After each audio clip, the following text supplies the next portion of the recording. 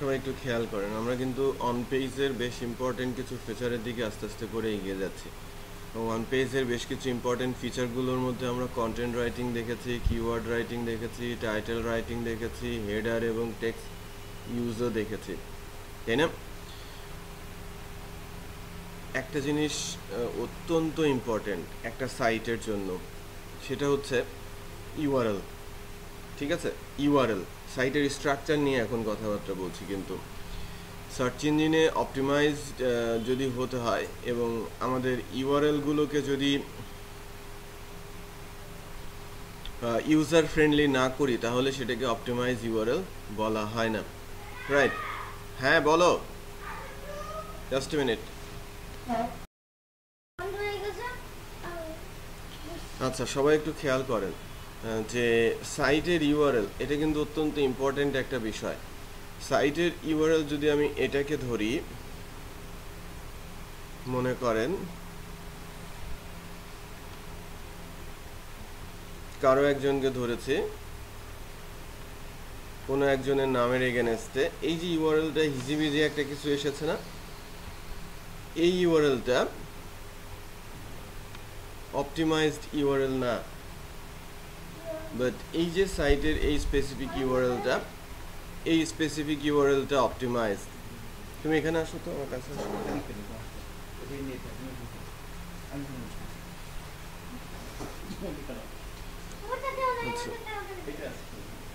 আচ্ছা, একটু দেখেন IT-training.html এক্সটেনশনের শেষে কি থাকবে? এসটি ইউআরএল হতে হলে HTML এক্সটেনশন মাস্ট। ইউআরএল এর মধ্যে কোনো স্পেশাল ক্যারেক্টার থাকা যাবে না, ওয়ার্ড সাইন, হাইপেন থাকা যাবে, বা স্পেশাল কিছু ক্যারেক্টার আছে না, এখানে একটু খেয়াল করে দেখি, আমরা এর মধ্যে কিছু স্পেশাল ক্যারেক্টার দেখতে পাচ্ছি, ওয়ার্ড সাইন, ইকুয়াল, এগুলো দেখতে পাচ্ছেন না? এই ধরনের ইউআরএল এর মধ্যে, সাইটের ইউআরএল এর মধ্যে থাকা যাবে না। যখন যে পেজে থাকবো সেই পেজের কিওয়ার্ডটা যদি টাইটেলে দেওয়া সম্ভব হয় সেটা আরও ভালো। যখন যে পেজে থাকবো সেই পেজের কিওয়ার্ডটা ওই টাইটেলে, কিওয়ার্ডটা টাইটেলে সেট করে দিতে হবে। আমার এই পেজের জন্য কিওয়ার্ডটা হচ্ছে আইটি ট্রেনিং, রাইট? এবং আইটি ট্রেনিংয়ের রিলেটেড কোর্সগুলো এখানে দেওয়া আছে, এই কারণে আমাদের ইউআরএলও আমাদের কাছে IT-training, বোঝা যাচ্ছে? এখন যদি আমি আইটি ট্রেনিংয়ে ওয়েব ডেভেলপমেন্ট ট্রেনিংয়ে যাই, একটু খেয়াল করে দেখবেন, প্রথমে আসলো কি talhatraining.com/IT-training/web development training। মানে কি, আমি যত দূরে যাচ্ছি বা যত ভেতরে যাচ্ছি, প্রত্যেকের মানে রিলেশন কিন্তু রেখে আসে। আইটি ট্রেনিংয়ের ভেতরে ওয়েব ডেভেলপমেন্ট ট্রেনিং কোর্সে আমরা এখন ঢুকেছি। কারণ ওয়েব ডেভেলপমেন্ট ট্রেনিং কোর্সে learn PSP framework coordinator advance, এটাতে যদি যাই, এই পেজটাকে আমরা ল্যান্ডিং পেজ করেছি, বা এই পেজটা হচ্ছে আমার মেইন পেজ, বা যেখানে আমাদের সার্চ হওয়ার পর এই পেজে ভিজিটররা এসে উপস্থিত হবে। সো এই পেজটার জন্য আমার ইউআরএলটা আবার চেঞ্জ হয়ে গেছে, লার্ন কোঅর্ডিনেটর, খেয়াল করেছেন? এইটা হচ্ছে এই পেজটার জন্য স্পেসিফিক কিওয়ার্ড। আমি কিন্তু এই পেজটার তুলনায় পরবর্তী যে পেজে ছিলাম, বা লার্ন কোঅর্ডিনেটরের যে পেজটাতে ছিলাম, এইটাতেই কিন্তু আমরা এটাকেই অপটিমাইজ করব বেশি, বোঝা যাচ্ছে? সো ইউআরএল যখন দেখছেন, ইউআরএলগুলো রিডেবল এবং ইউআরএলগুলো ক্লিয়ার, ইউআরএলের মধ্যে কোনো স্পেশাল ক্যারেক্টার নেই এবং ইউআরএলগুলো মিনিংফুল। সো অপটিমাইজড হতে হলে ইউআরএলগুলো অত্যন্ত মিনিংফুল হতে হবে। আমরা বলছি অপটিমাইজড হতে হলে ইউআরএলগুলো অবশ্যই কি হতে হবে? মিনিংফুল হতে হবে।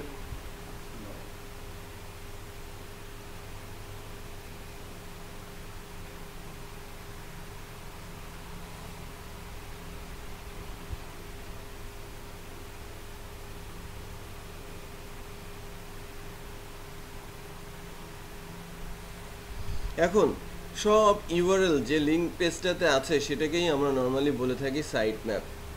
একটা পেজ, একটা অলমোস্ট সবগুলো পেজেই আমরা কি করেছি, ফুটারে একটা লিঙ্ক রেখেছি যার নাম কি সাইট ম্যাপ, এবং রিসোর্স পার্সন আমরা রেখেছি এটা সবার সুবিধার জন্য, যে আমাদের যারা রিসোর্স পার্সন তাদের এখানে আমরা নিয়ে আসবো, যদিও এই পেজটা এখনো আপডেটেড না। যদি ট্রেনার্স প্রোফাইলে যাই, এখানে আমাদের আরও বেশ কিছু ট্রেনার্স অ্যাড হবে আর কি।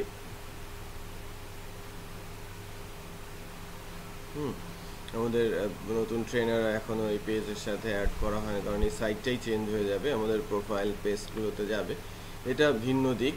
আমাদের বিষয়টা হচ্ছে আমি যেটা দেখাচ্ছিলাম যে আমাদের পেজের সবার শেষের দিকে সাইট ম্যাপ নামে একটা লিঙ্ক আছে।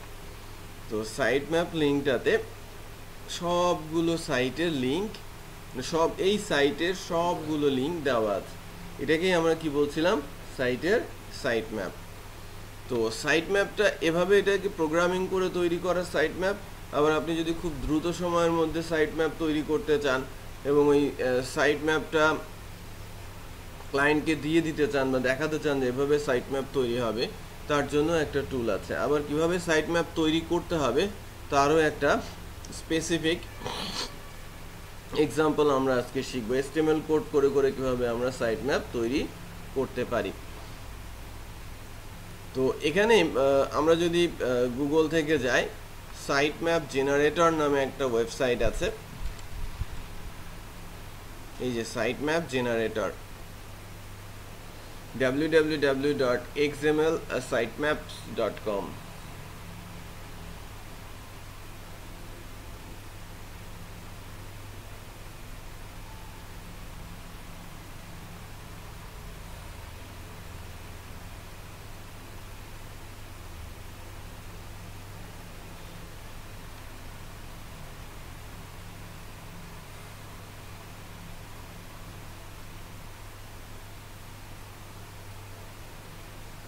এখানে টাইটেলটা একটু খেয়াল করেন, create your Google site map online. হ্যাঁ, আচ্ছা, এক্সএমএল সাইট ম্যাপ, এই সাইটটা খুবই সুন্দর, খুব সহজেই সাইট ম্যাপ জেনারেট করা যায়। শুধু সাইটের ইউআরএলটা এখানে সাবমিট করতে হয়, করে ইউজার সার্ভার রেসপন্স, সার্ভার যেভাবে রেসপন্স করবে সেই অনুযায়ী হবে। এবং স্টার্ট মানে ম্যাক্সিমাম সে 500 পেজ ইন্ডেক্স করতে পারে, মানে 500 পেজ পর্যন্ত সে সাইট ম্যাপে নিতে পারবে। আমাদের সাইটটাতে 200 সামথিং পেজ আছে, 254-55টা পেজ আছে। তো আমরা যদি আমাদের সাইটটার অ্যাড্রেস দেই যে লাইক talhatraining.com, এবং চেঞ্জ ফ্রিকোয়েন্সি এখানে কোনো কিছু দেওয়ার দরকার নেই, নান হিসেবে থাকবে ফ্রিকোয়েন্সিটা, বাই ডিফল্ট যা আছে তাই থাকবে। আমি যদি স্টার্ট করি, স্টার্ট হয়েছে, please wait, site map generation is progress.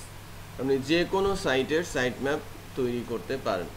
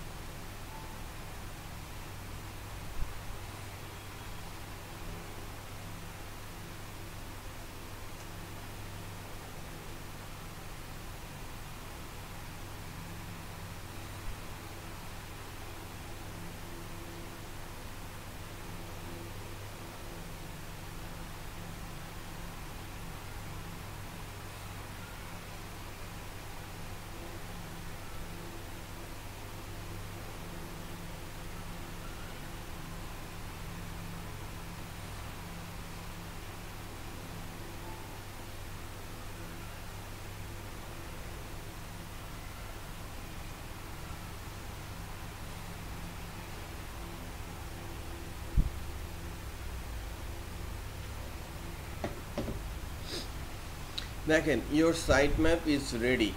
এখানে সাইট ম্যাপ কয়েক ধরনের সাইট ম্যাপ সে আমাকে দিয়েছে। এক্সএমএল সাইট ম্যাপ, যেটা ওই যে গুগলের দুই ধরনের, মানে গুগলে যখন কোনো পেজ, আমরা তো সাইট সাবমিট করেছি, আমি যদি ইন্ডিভিজুয়াল পেজ সাবমিট করতে চাই পেজ সাবমিট করতে পারি, বাট সবচেয়ে ভালো গুগলে গিয়ে এক্সএমএল সাইট ম্যাপটা সাবমিট করে আসা।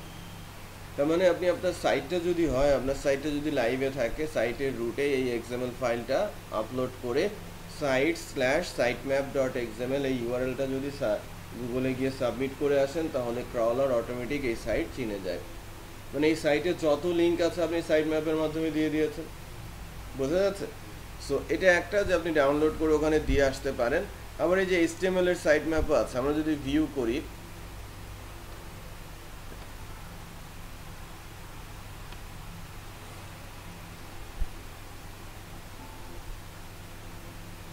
download the sitemap file here and upload it into domain root folder to your site.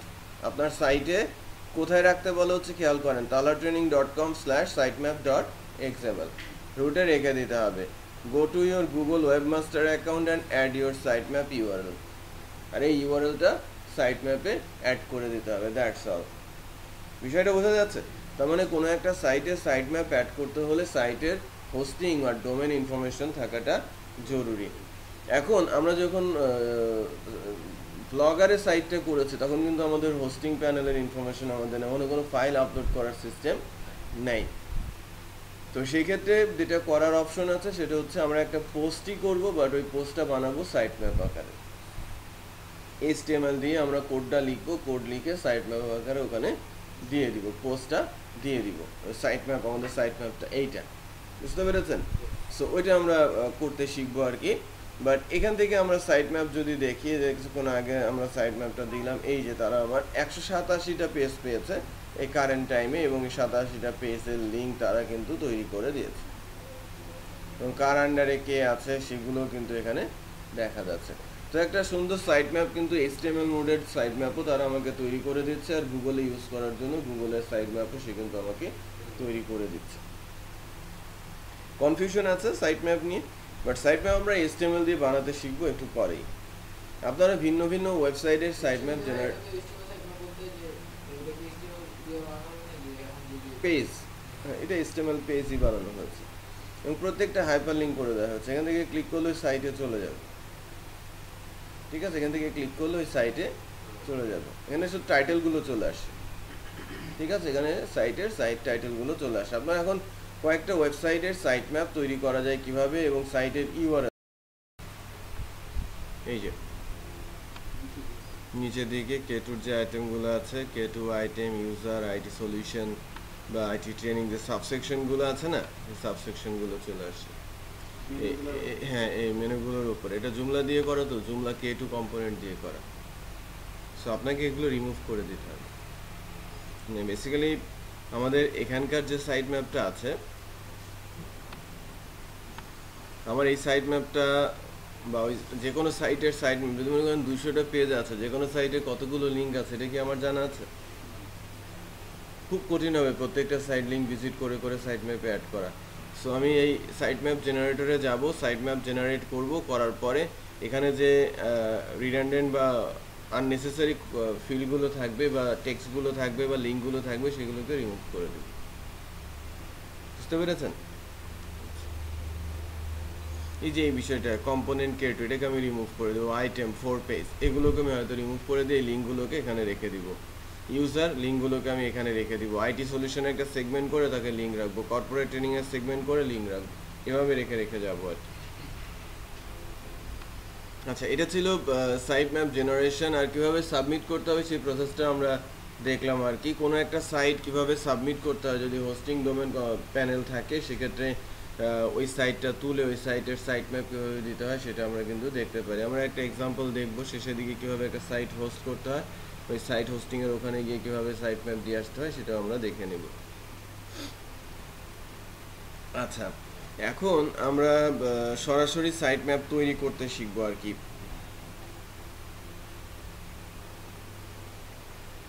এখন আমরা সরাসরি সাইট ম্যাপ তৈরি করতে শিখবো, এবং সরাসরি সাইট ম্যাপ তৈরি করতে গিয়ে যে যে প্রবলেমগুলো আসবে সেই প্রবলেমগুলো আর কি ফিক্স আপ করব।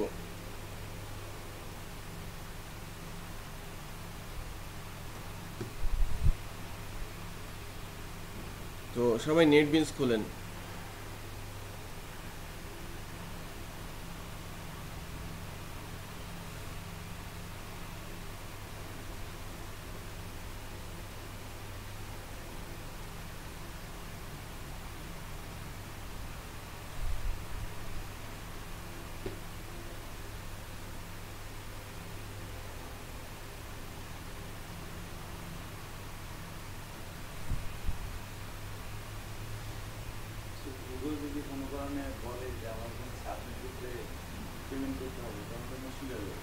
না, সাবমিট করতে পেমেন্ট করতে হবে এই কথা কখনোই বলবে না।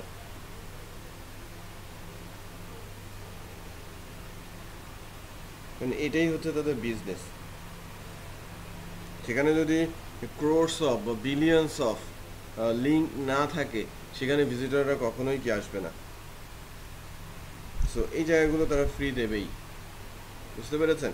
এখানে যদি সে পে করতে বলে তাহলে দেখবেন যেন অনেকাংশে ক্লায়েন্টরা আসবেই না, মানে সাবমিটই করবে না, রাইট?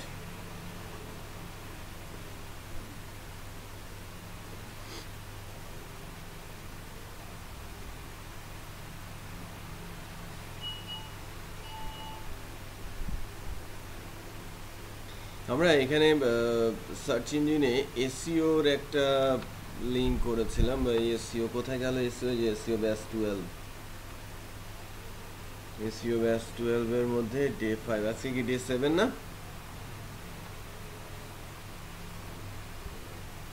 এসইও ব্যাচ 12 ফোল্ডারের মধ্যে, ব্যাচ 12 ফোল্ডারে পাবলিক HTML এ আমি ডে 7 তৈরি করছি।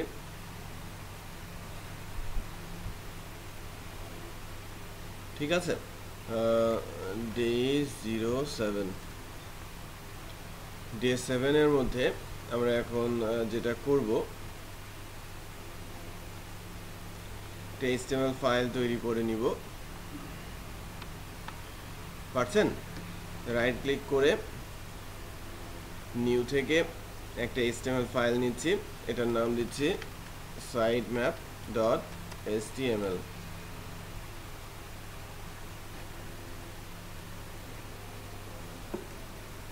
ঠিক আছে, এটার লিঙ্ক দিচ্ছি sitemap.html।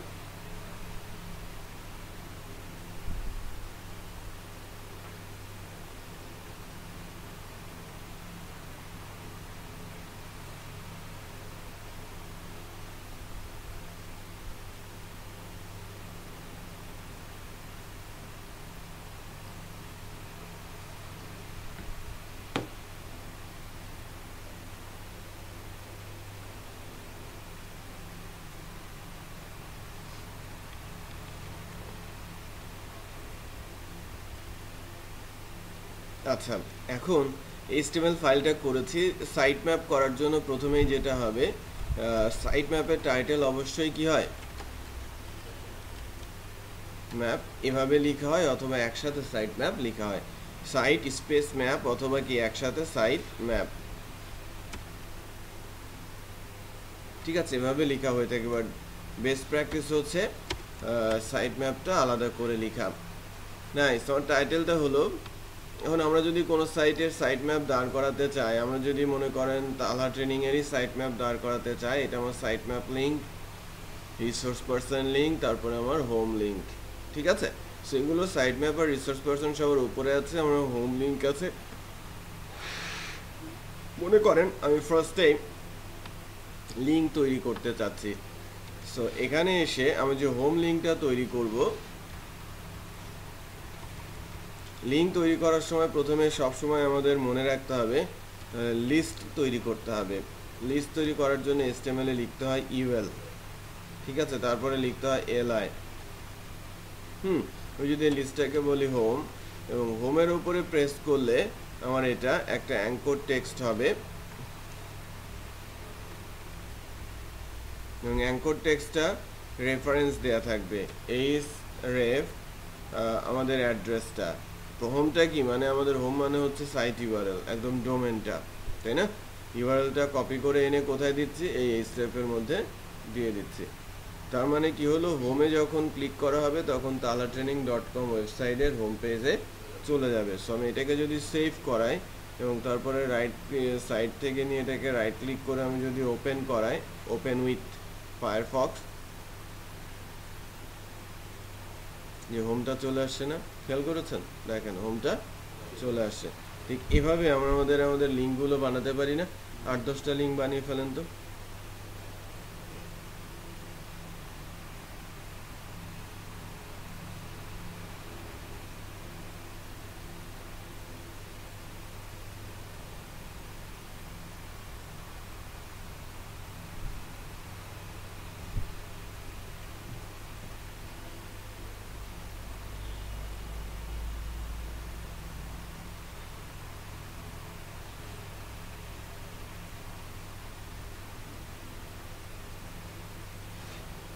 কোডটা আমি ওপেন করে রাখছি, জাস্ট অ্যাঙ্কর ট্যাগের যে কোডিং জানেন আপনি, সাইট ম্যাপ সাইট থেকে লিঙ্কগুলো করে এনে ওটাকে কপি পেস্ট করে কিন্তু খুব সুন্দর করে সাইট ম্যাপ ডেভেলপ করে ফেলতে পারেন।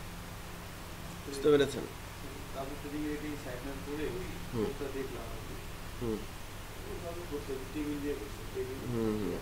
টিআরটিডি দিয়ে সুন্দর করে গুছিয়ে করা হয়েছে।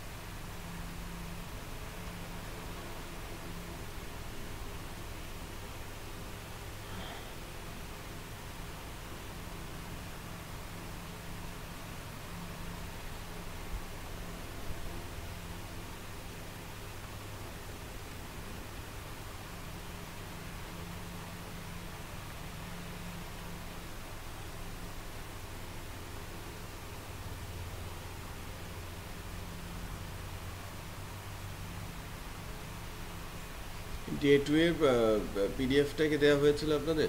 পিডিএফ কয়টা দেওয়া হয়েছিল? 2টা না?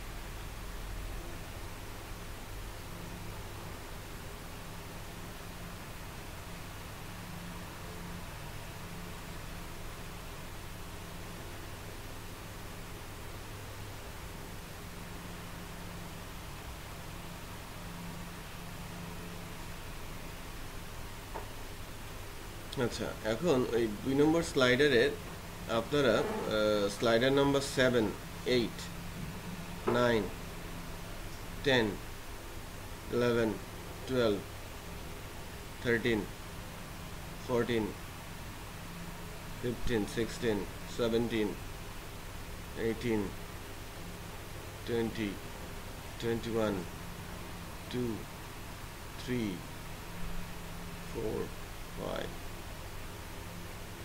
7, এটা আমি আজকে শেষ করে দিব। হ্যাঁ, এটা একটু দেখেন, জাস্ট 10 মিনিট সময় দিচ্ছি। পড়া শুরু করবেন 4 নম্বর। এগুলো হয়ে গেছে। গুগলের অ্যানালিটিক্সটা দেখায় নাই, নেক্সট ডেতে অ্যানালিটিক্সটা দেখাবো। এই 1, 2, 3, এটা 4, এই 4টাকে পাস করে 5 নম্বর স্লাইডার থেকে দেখ।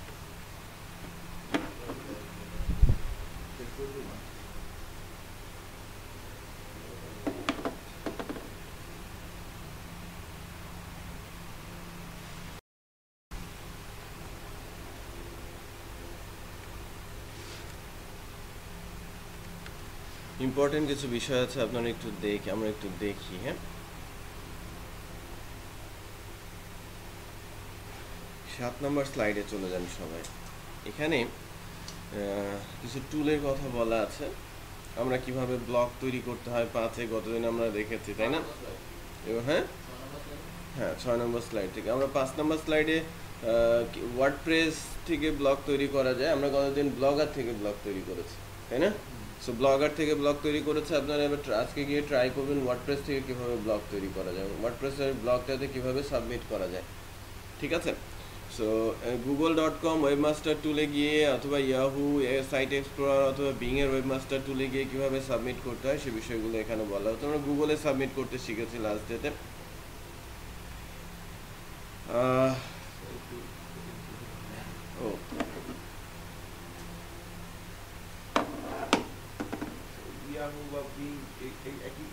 একই প্রসেস।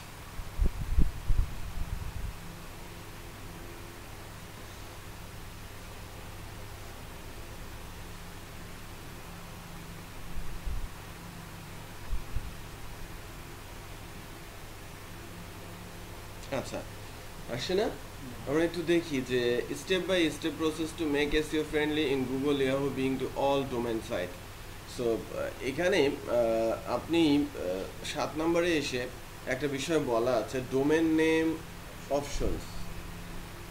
এখানে 3, 3, 6, 3, 9, 2, 11টা ডোমেন এক্সটেনশন দেখা যাচ্ছে এবং মূলত এই ডোমেন এক্সটেনশনগুলো সবচেয়ে বেশি ইউজ হয় কি .com, তারপরে নেট, দেন org, .edu, .gov এগুলো আছে, .bizo আছে, .info, name pro এগুলো popular domain extension, but more than 700 extension আছে।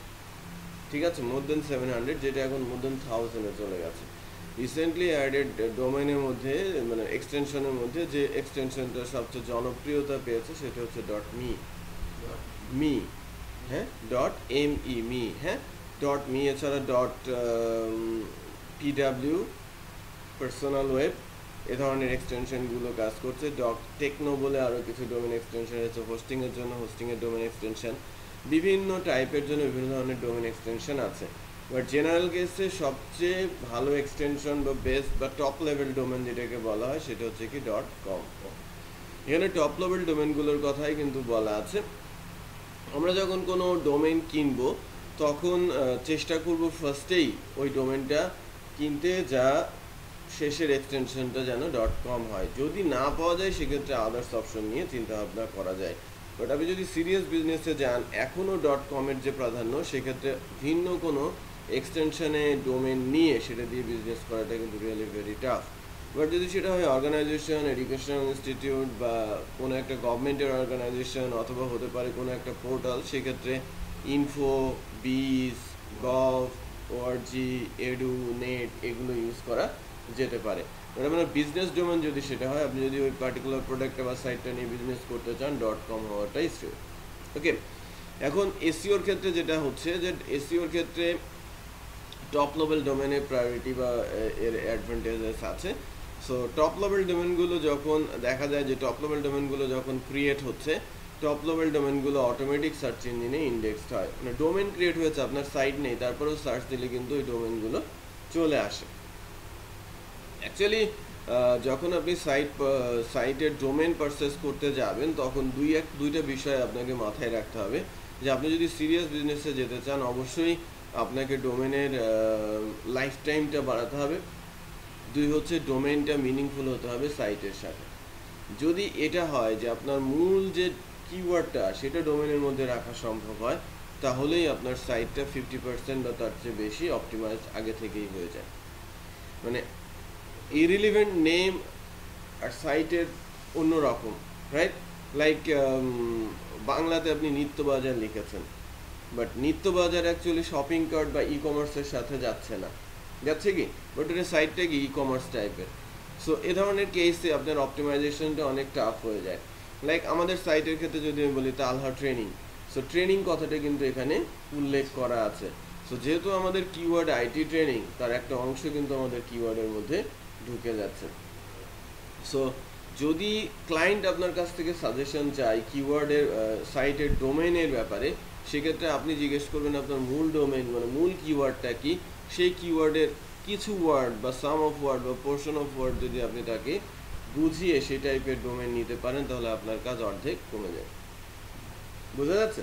তার মানে ডোমেনটা অত্যন্ত ইম্পর্টেন্ট রোল প্লে করে অপটিমাইজেশনের জন্য। আর যদি ডোমেনের নাম কিওয়ার্ডের কাছাকাছি চলে আসে, এটা অটোমেটিকই সামনের দিকে চলে আসে। এটা তো গেল এক, নাম, কিওয়ার্ডটা ডোমেনের নামের মধ্যে আছে, এই কারণে নামটা চলে আসে। 2 হচ্ছে ডোমেনের এজ। ডোমেন যদি এজের ডোমেন হয়, যে ডোমেনের বয়স যদি বেশি হয়, ডোমেন রেজিস্ট্রেশন পিরিয়ড যে কথাটা আসে, ডোমেন যদি এজেড হয়, বয়স বেশি হয়, তাহলে সেই ডোমেনকে প্রায়োরিটি দেওয়া হয় নতুন ডোমেনের তুলনায়। মনে করেন আমি ডোমেনকে 5 বছরের জন্য আমি রেজিস্ট্রেশন করে রেখেছি, এর বয়স কত? 5 বছর, রাইট? এখন থেকে 5 বছর। বাট আমি কোনো একটা ডোমেন লাইক বিডি জবসের কথা যদি বলি, তার বয়স 12 বছর, বাট তার রেজিস্ট্রেশন এক্সপায়ার হবে 2 বছরে। তার মানে তার এখন লাইফ টাইম আছে কয় বছর? 2 বছর। তার মানে প্রায়োরিটি পাবে কে? যার 5 বছর আছে। হ্যাঁ, আর যখন সিরিয়াস বিজনেসে যাবেন, অপটিমাইজেশনের ক্ষেত্রে একাধিক বছরের রেজিস্ট্রেশন করতে বলা হয়। কোনো একটা ডোমেন যেন রেজিস্ট্রেশন করা হয় 1 অধিক বছরে। নর্মালি ডোমেন রেজিস্ট্রেশন হয় 1 বছরের জন্য, ঠিক আছে, ডোমেন রেজিস্ট্রেশন হয় 1 বছরের জন্য মিনিমাম। বাট আপনারা যেটা করবেন যে যখনই এটা দিয়ে বিজনেস করার চিন্তা করবেন তখন ডোমেন রেজিস্ট্রেশনের টাইমটা বাড়িয়ে দেবেন, 2 বছর 3 বছর 5 বছর এভাবে রাখাই ভালো। আর যদি অপটিমাইজ করতে চান তাহলে ক্লায়েন্টকে এভাবে বলে তার ডোমেন রেজিস্ট্রেশন পিরিয়ডটা বা তার এক্সপায়ারি পিরিয়ডটা বাড়িয়ে নিতে বলা হয়। আচ্ছা, ডোমেন নেম রিসেলার্স, কারা ডোমেন দিচ্ছে? ডোমেন দেওয়ার মতো অনেক কোম্পানি আছে, আমরা যেরকম ডোমেন সেল করি কারো একজন রিসেলার হিসেবে। সো ডোমেনের মেইন প্রোভাইডার আমরা যদি বলি, যদি গুগলে সার্চ দেই দেখেন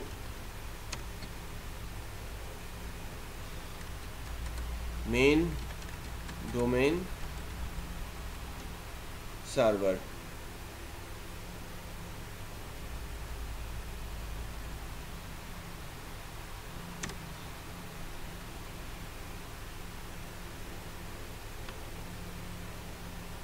এখানে প্রাইমারি ডোমেন সেকেন্ডারি ডোমেনের নাম চলে আসে মেইন ডোমেন সার্ভার।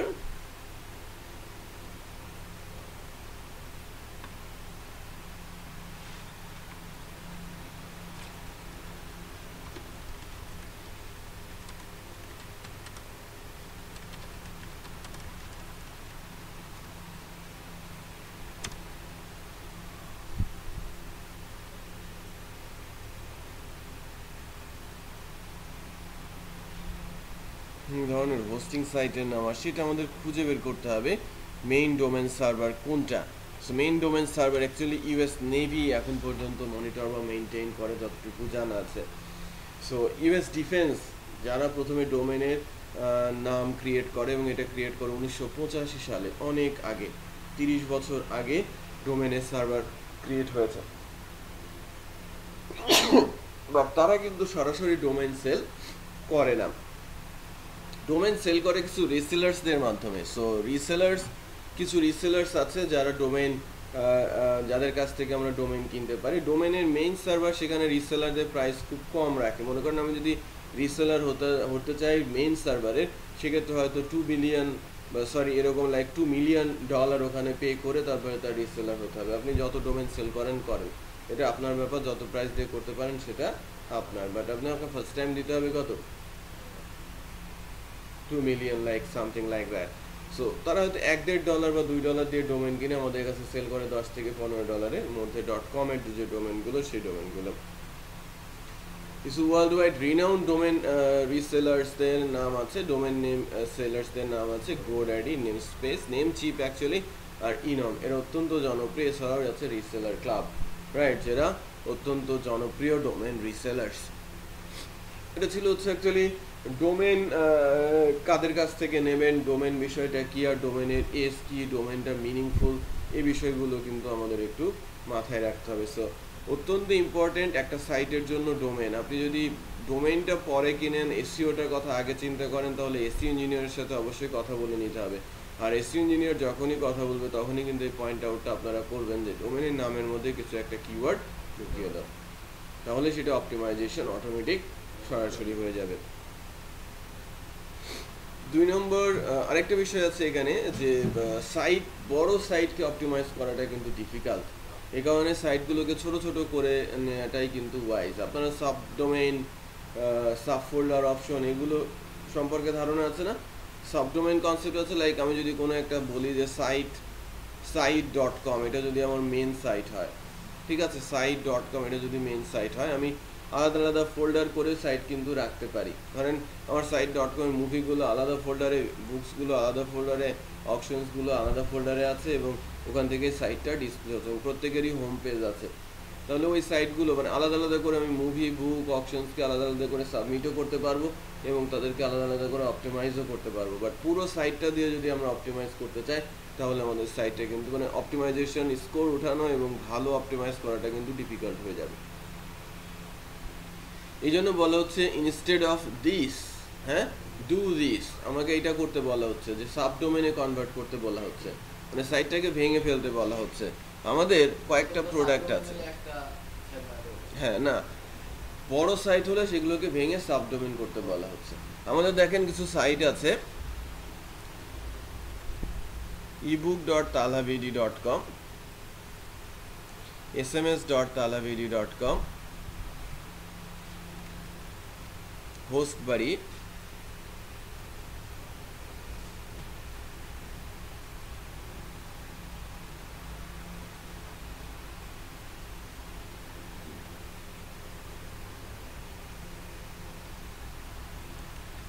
তালহা ট্রেনিং।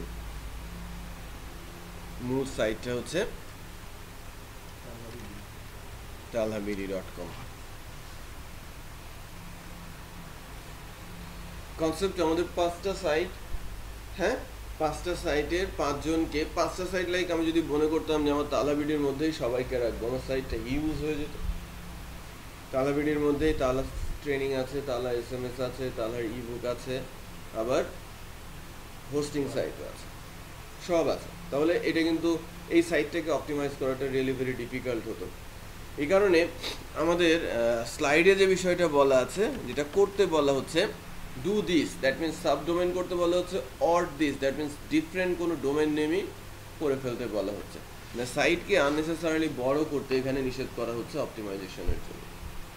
এই কারণে যেটা করা হচ্ছে, তালহাবিডি সাইটটা ভেরি সিম্পল, জাস্ট কয়েকটা পেজ আছে এবং লিঙ্কে ক্লিক করলে ওই সাইটগুলোতে চলে যায়, রিডিরেক্ট হয়। এই কারণে আমাদের ছোট ছোট 2টা সাইট আছে যেটা আমরা এর ভিতরেই করতে পারতাম, লাইক ইবুকটা বেশ বড় সাইট, আর বাল্ক SMS, এই দুজনকে কি করা হয়েছে সাবডোমেনে রাখা হয়েছে। খেয়াল করেছেন ebook.talhavidi, এটা কিন্তু তালহাবিডির অংশ, sms.talhavidi সাবডোমেনে করা হয়েছে।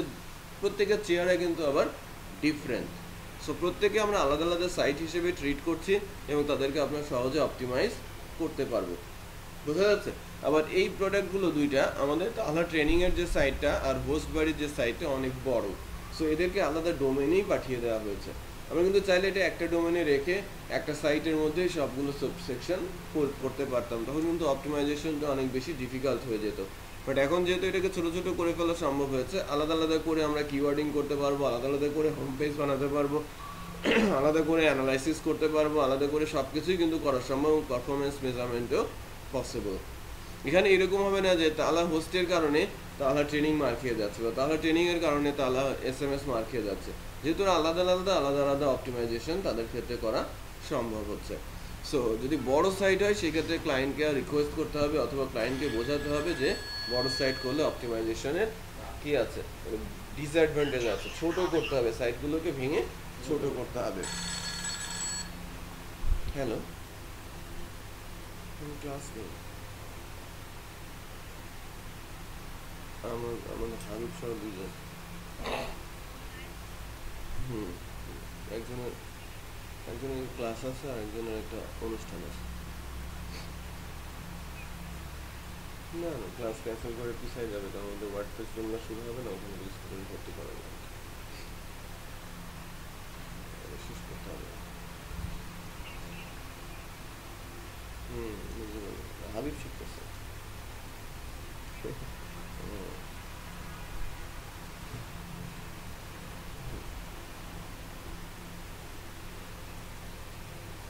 না এখন শেষ হয় নাই, আমি 5:30-6টার মধ্যে শেষ করে তারপরে বাবু নিয়ে বাসায়। না ক্লাসের বিষয় তো ক্লাসে আলোচনা করতে হবে।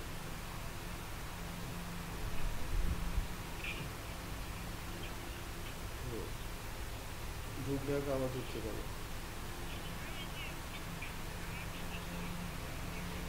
না করবো না 10 মিনিট না, 45।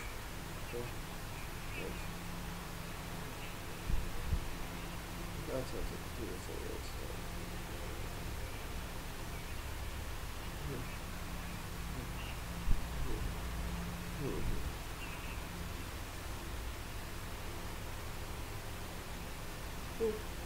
ওকে ঠিক আছে,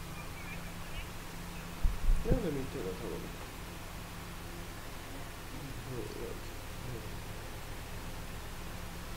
কি বলো? ও আচ্ছা, মনে পড়লে বলো।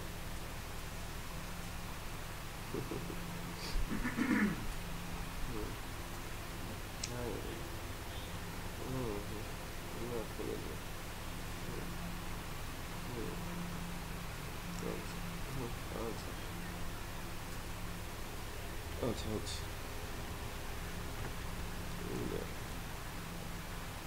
আচ্ছা হলো বুঝলো স্কাইপ অনলাইন হলো ভালো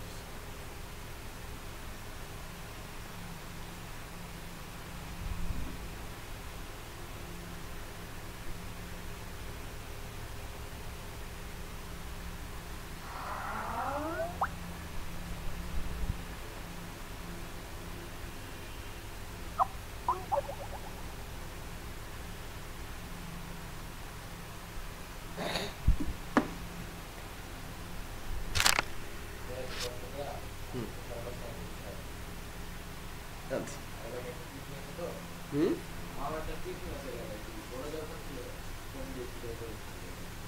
আচ্ছা জানি বিষয়টা একটু আলোচনা করে নিই যেটা ধরেছি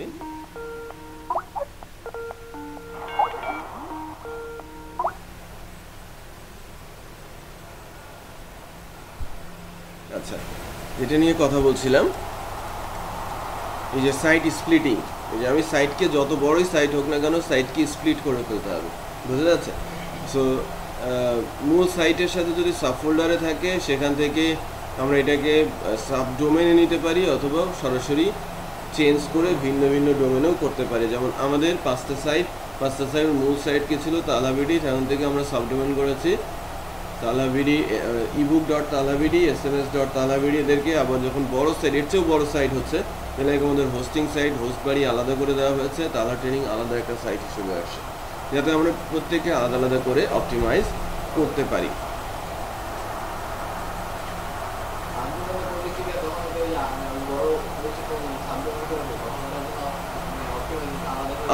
আলাদাভাবে করা যায় আলাদাভাবে সাইটে অ্যাড করতে পারবো সব কিছুই আলাদা করে করা সম্ভব দেখেন search engine will crawl each subsite to more depth normally ক্রাউলারগুলো সেকেন্ড লেভেল পর্যন্ত সার্চ ভিজিট করে বাট আমার যখন সাইট ছোটো হবে তখন ক্রাউলারগুলো কি অলমোস্ট সকল পেজ ভিজিট করতে পারবে deeper crawler generate deeper representation আর more chance of ranking well এটা কি হবে যত বেশি ডিপার ক্রাউলার হবে ক্রাউলারটা যত বেশি ভিজিট করবে আমার সাইট তত বেশি ভালো চান্স থাকবে যে আমার সাইটটা ভালো র্যাঙ্কিংয়ে আসছে each site gets its own home page একটা জিনিস খেয়াল করে দেখেন যেমন এটাকে আমরা ভেঙে ফেলেছি তখন কিন্তু আলাদা আলাদা হোম পেজ পেয়েছি প্রত্যেকের আলাদা আলাদা হোম পেজ আছে বাট যদি একটা সাইটের মধ্যে থাকতো তাহলে এটা একটা হোম পেজ হতো অন্যগুলো তেমনভাবে কিন্তু হোম পেজ জেনারেট করা সম্ভব হতো না directory editors more likely to list multiple site rather than subsection of the same site ঠিক আছে আমরা কিন্তু অফ পেজ ফ্যাক্টরটা দেখব অফ পেজ ফ্যাক্টরে কিন্তু ডিরেক্টরি সাবমিশন বলে একটা বিষয় আছে ব্যাকলিংকস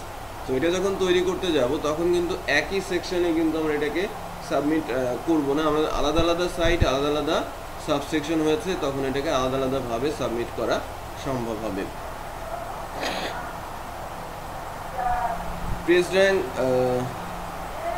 স্টুপ্লেটিং ইয়োর ব্লগস এখানে এটাকে আমরা ওভারলুকই করছি এটাকে নর্মালি যে বিষয়গুলো বলা আছে যে ব্লগিংয়ের কথা বলা হচ্ছে যে সাইটের অ্যাক্টিভিটিটা বাড়ানোর কথা বলা হচ্ছে যে সাইটই আপনি করেন ওই সাইটের সাথে একটা পোর্শন রাখেন ব্লগের লাইক আপনি কোনো কিছু লিখছেন তার উপরে কি হচ্ছে কমেন্টস হচ্ছে রিকমেন্টস হচ্ছে যখনই ইউজার এন্ড থেকে ইন্টারাকশন শুরু হয় ওয়েবের বা সাইটের সাথে তখন ওই সাইটটা খুব ভালো অপটিমাইজেশন হতে পারে বা ভালো অপটিমাইজেশনের চান্স থাকে